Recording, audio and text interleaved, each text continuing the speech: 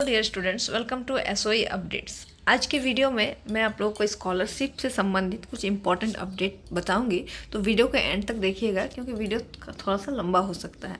चलिए, सब देखिए यहाँ पे लिखा हुआ मुख्यमंत्री मेधा छात्रवृत्ति योजना परीक्षा के तहत वर्ष 2022, 23 एवं 2024, ध्यान दीजिएगा, ये 2022, 23 एवं 24 की परीक्षा में उत्तीर्ण छात्र छात्राओं को छात्रवृत्ति प्रदान करने के संबंध में, यानी इस लाइन से एक बात स्पष्ट ये हो रही है कि जो भी बच्चे 2022, 23 और 24 में छात्रवृत्ति योजना जो परीक्षा हुई थी उसमें आप लोग पास किए हैं, तो उनको फिर से जो छात्रवृत्ति उनको 4 ईयर तक मिलता है ना। 8 में अगर आप पास किए तो 9, 8, 9, 10, 11, 12 तक आपको मिलता है, छात्रवृत्ति मिलता है उसमें। तो उसी के रिगार्डिंग आपका ये वीडियो है, तो चलिए देख लेते हैं। इसमें क्या है कि देखिए यहाँ पे डेट ऑफ एग्जामिनेशन, क्लास और स्कॉलरशिप दे दिया गया। इसको आप ध्यान से थोड़ा सा समझिएगा, ठीक है। तो सबसे पहले देखिए 2022 में जो भी बच्चे विद्यार्थी पास किए हैं, क्लियर है, उनका जो है फर्स्ट पेमेंट उसको मिल चुका है, सेकंड पेमेंट भी मिल चुका है, अब थर्ड पेमेंट की बारी है। तो इसीलिए यहाँ पे देखिए आप इस चीज़ को समझिएगा। यहाँ डेट देखिए 13/7 यानी 13 जुलाई 2022 को जो एग्ज़ाम हुआ था, ईयर भी याद ध्यान में दीजिएगा। और क्लास 11th के लिए, ठीक है, ध्यान में दीजिए, क्लास 11 के लिए थर्ड रेनुअल है ये, मतलब पहला दूसरा उसको मिल चुका है, अब तीसरा रेनुअल ये है। दूसरे नंबर पे 13/8 2023, ये 2023 के लिए है, क्लास 10th के लिए ये सेकंड रेनुअल है, यानी उनको फर्स्ट मिल चुका है, सेकंड रेनुअल के लिए उसको ये फॉर्म जो है फिलअप करना है, तभी छात्रवृत्ति का पैसा उनको मिलेगा। ऐसा नहीं है कि आप पास कर गए तो एक बार मिला तो आपको ऐसे ही मिलते जाएगा, ठीक है। तीसरा चीज़ है कि 30/6 को जो एग्ज़ाम हुआ था आपका 2024 में, तो उनके क्लास 9th का फर्स्ट यानी उसके लिए पहला ये है। फॉर्म भरिएगा आप लोग इसका, तभी जाके आपको फिर पैसा मिलेगा छात्रवृत्ति का, जो छात्र इसमें पास किए हुए हैं, ध्यान दीजिएगा, ऐसा नहीं कोई भी भर सकते हैं। जिसमें आप लोग को ये कुछ काम करना पड़ेगा। क्या काम है ये देखिए। छात्रवृत्ति प्राप्त हेतु आवेदन प्रपत्र में वेबसाइट इतना पे जाके jack.jharkhand.gov.in के डाउनलोड सिलेक्शन में उपलब्ध है, जिसे डाउनलोड का आवेदन प्रपत्र भरा जा सकता है। तो अब जाके यहाँ पे जाके आप क्या कर सकते, वेबसाइट में जाके आप छात्रवृत्ति का जो फॉर्म है वो मतलब डाउनलोड कर सकते हैं, फिर इसको भरना है, ठीक है। आवेदन प्रपत्र में अपने विवरण सही अंकित करना है, ये तो आप जानते हैं, हर जो भी हम लोग फॉर्म भरते हैं उसको सही करना होता है। कटे फटे या अधूरे आवेदन प्रपत्र स्वीकार नहीं किए जाएंगे, ये ऑलरेडी आप लोग को पता है कि हम लोग अगर कहीं पर नाम आपका जो शुरू होता है, अगर एक स्पेलिंग आपका छूट जाता है तो वो फिर आपका नहीं माना जाएगा। तो इसीलिए सही और ठीक ढंग से उसको भरना है, ये चीज़ तो है। अब देखिए यहाँ प्रथम बार, द्वितीय बार, तृतीय बार का क्या खेल है यहाँ पे।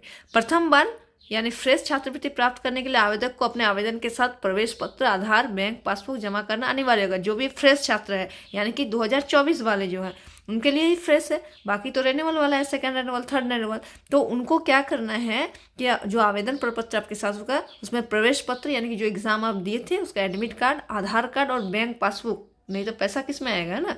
तो ये तीनों चीज़ उसमें लगाना, अटैच करना काफ़ी इंपॉर्टेंट है। सेकंड नंबर में है सेकंड रेनुअल, जो कि आपका 2023 वालों के लिए है, जो 2023 में पास कर चुके हैं।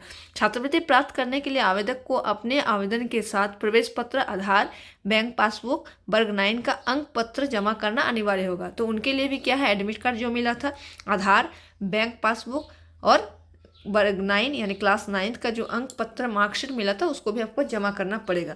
तो वीडियो को एंड तक अच्छा से देखिएगा और बढ़िया से देखिएगा, स्किप नहीं कीजिएगा, नहीं तो फिर कुछ छूट जाएगा आप लोग से। अब देखिए थर्ड रेनुअल वाले के लिए क्या है कि छात्रवृत्ति प्राप्त करने के लिए आवेदक को अपने आवेदन के साथ प्रवेश पत्र, आधार, बैंक पासबुक, वर्ग 10th का अंक पत्र जमा करना अनिवार्य होगा। यानी थर्ड रेनुअल वाले जो है, यानी 2022 में जो एग्ज़ाम दिए हैं उनको, उसके लिए तो क्लास 11 का है, तो उसको क्या करना होगा, एक साल पीछे यानी 10th का करना होगा। जो 10th का करना है उसको 9 का करना होगा, ठीक है ना। तो थर्ड रेनुअल वाले को क्या है, क्लास 11 के बच्चों के लिए यहाँ देख सकते हैं 2022, देखिए इस जगह पे, ठीक है ना, 11th क्लास। तो उसी के लिए है कि आपको जो है थर्ड रेनुअल वाले को क्लास 10th का जो आपको मार्कशीट मिला वो जमा करना, साथ ही एडमिट कार्ड। आपका एडमिट कार्ड कौन वाला, जो आप एग्ज़ाम दिए थे छात्रवृत्ति के लिए, इस चीज़ को ध्यान में रखिएगा। आधार कार्ड, आधार और बैंक पासबुक। जाति के आधार पर चयनित हुए लाभुकों को अपना झारखंड राज्य द्वारा निर्गत जाति प्रमाण पत्र संलग्न करना होगा, ठीक है। अब जो जाति मतलब कैटेगरी के अनुसार जिनका सिलेक्शन हुआ है, तो उनको तो अपना कैटेगरी वहाँ पे जमा करना होगा कि हम इस कैटेगरी से आए हैं, झारखंड राज्य द्वारा निर्गत जो जाति प्रमाण पत्र है उसको जमा करना है, ठीक है। क्लियर है यहाँ तक। इसके बाद आपका, अगर आपके पास प्रमाण पत्र नहीं है तो आप छात्रवृत्ति आपको नहीं मिलेगा और इस पर विचार नहीं किया जाएगा। फिर आप नहीं कहना कि क्यों मेरा नहीं हुआ है। इसके बाद जो काम है, आवेदन प्रपत्र को भरने के पश्चात विद्यालय प्रधान के पास आप जमा करेंगे। जैसे प्रपत्र भरेंगे और विद्यालय प्रिंसिपल वहाँ जाकर आप जमा कीजिए, वो फिर जांच करेंगे, फिर उनको भेजेंगे और फिर आपका जो है सूची लिस्ट निकाला जाएगा कि आपका कैसा आया है, वो दे दिया जाएगा। ठीक है। आगामी कक्षा के छात्रवृत्ति प्राप्त करने हेतु लाभुकों को 60% अंक के उत्तीर्ण होना अनिवार्य होगा। अब ये चैप्टर यहाँ तक आपका हो गया कि आपको क्या जमा करना है, क्या नहीं करना छात्रवृत्ति के लिए। अब ये चैप्टर जो आपका आया है ना यहाँ पे, ये बोल रहा है कि आगामी कक्षा के लिए, मतलब अगले कक्षा के लिए अगर आप फिर छात्रवृत्ति लेना चाह रहे हैं तो उनके लिए आपको क्या होना, 60% अंक से उत्तीर्ण होना पड़ेगा। ऐसा नहीं कि आप बोलेंगे 40 में ही हो जाएगा मेरा। ठीक है, तो इस चीज़ को भी यहाँ पे देखिए लिख दिया गया।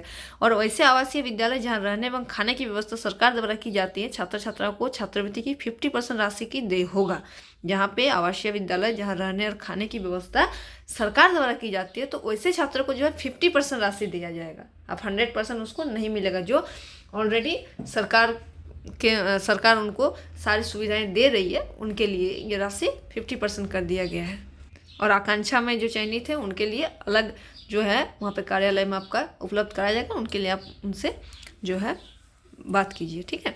आवेदन प्रपत्र दिनांक 11/3/2025 से परिषद के वेबसाइट पर उपलब्ध होगा। कब से उपलब्ध होगा, देखिए 11/3 देख सकते हैं यहाँ पर, यानी आज से आपका जो है वेबसाइट पर उपलब्ध हो जाएगा। आवेदन प्रपत्र भरकर विद्यालय प्रधान के पास जमा करने की अंतिम तिथि 11/4/2025 तक निर्धारित है। यानी कि आपको 1 महीना का, पूरे 1 महीना का समय मिल रहा है। यहाँ पे अंतिम तिथि देख सकते हैं यहाँ पर 11/4/2025। ठीक है। विद्यालय प्रधान द्वारा भरे हुए आवेदन प्रपत्र जिला ये जो कराने का अंतिम तिथि है, ये 15/4 को करेंगे। ये उनका काम है, आपका काम बस 11/4 को ही खत्म हो रहा है। ठीक है, बाकी वो करेंगे 15/4 तक, उनके लिए डेट है प्रिंसिपल का आपका। और फिर जो बाकी जिला शिक्षा पदाधिकारी जो भी है, उन लोग जो इसको पास करेंगे, ये करेंगे, उन लोग के लिए डेट है 21/4।